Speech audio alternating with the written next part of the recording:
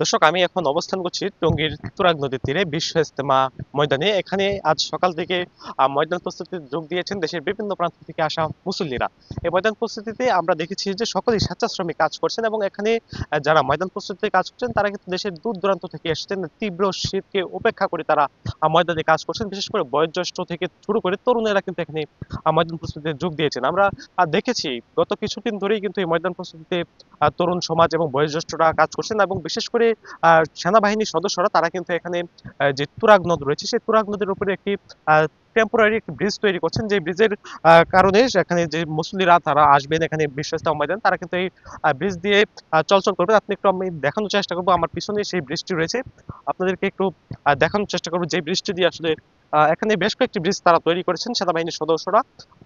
আমরা দেখতে পাচ্ছি সেই ব্রিজটি এখানে রয়েছে, একেবারে তুরাগ নদের উপরে এই ব্রিজগুলো তৈরি করা হয়েছে, এবং অপরদিকে বিআইডব্লিউটি এর পক্ষ থেকেও ব্রিজ তৈরি করা হয়েছে। এবং সেই চিত্রটি কিন্তু আজকে আমরা ইজতেমা ময়দানে দেখেছি।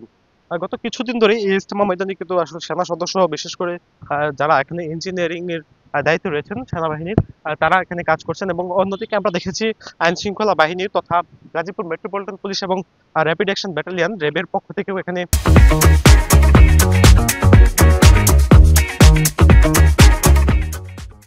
নিরাপত্তা চৌকি স্থাপন করা হয়েছে। এবং আমরা কথা বলে যেমনটি জানতে পেরেছি, সুরাই নিজামের যে মিডিয়া সমন্বয়ক রয়েছেন হাবিবুল্লাহ রায়হান, তিনি আমাদেরকে জানিয়েছেন এই যে এবারে বিশ্ব ইজতেমা নির্বিঘ্ন করতে এখানে আইন শৃঙ্খলা বাহিনীর ব্যাপক টহল তারা দেখছেন। এবং আমরাও কিন্তু সকাল থেকে দেখতে পাচ্ছিলাম যে আইন শৃঙ্খলা বিভিন্ন দপ্তরের সদস্যরা এখানে কাজ করছেন। এবং অপর প্রান্তে আপনাদেরকে একটু দেখানোর চেষ্টা করবো গাজীপুর মেট্রোপলিটন পুলিশের একটি ওয়াচ টাওয়ার।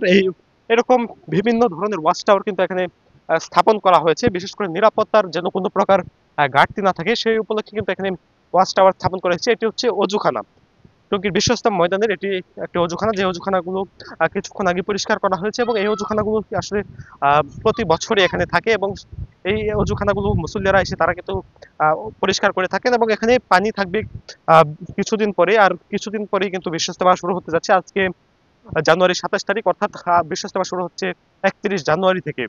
তো আর মাত্র কিছু সময় বাকি, তারপরে বিশ্ব ইজতেমার আনুষ্ঠানিকতা শুরু হবে।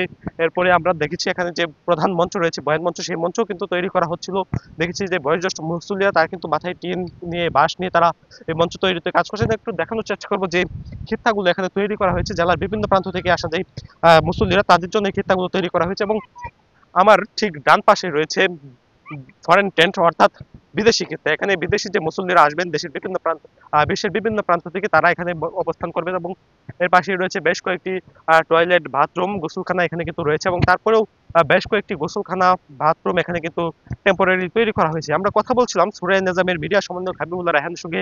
তিনি আমাদেরকে জানিয়েছেন এবারে যে বিশ্ব ইজতেমা তারা কিন্তু 2 পর্বে করবেন, এবং 2 পর্বের এই বিশ্ব ইজতেমাকে নিশ্চিত পালন করতে তারা কিন্তু সকল ধরনের ব্যবস্থা তারা গ্রহণ করেছেন। এবং তিনি আমাদেরকে জানিয়েছেন আজ পর্যন্ত 95% 95% কাজ কিন্তু ইজতেমার ময়দানে শেষ হয়ে গিয়েছে, আর মাত্র 5% বাকি আছে, তারপরে কিন্তু পুরোপুরি কাজ সম্পূর্ণ হয়ে যাবে। একটু দেখানোর চেষ্টা করবো, এখানে মাইকগুলো বসানো হয়েছে, 450 মাইক এখানে বসানো হয়েছে, অর্থাৎ যখন বয়ান করবেন সেই বয়ান আমবয়াদের মধ্য দিয়ে কিন্তু বিশ্ব ইজতেমা শুরু হয়। এবং আপনাকে আরেকটা বিষয় জানিয়ে রাখতে চাই, এই যে বিশ্ব ইজতেমার যে টেন্ট গুলো অর্থাৎ খিত্তাগুলো, সেই খিত্তার বিভিন্ন স্থানে কিন্তু নাম্বার লেখা রয়েছে, যে নাম্বারগুলো দেখে আসলে এখানে আসা যে মুসল্লিরা তারা কিন্তু তাদের অবস্থান জানতে পারবেন, এবং তারা বুঝতে পারবেন যে তারা কোথায় অবস্থান করছেন।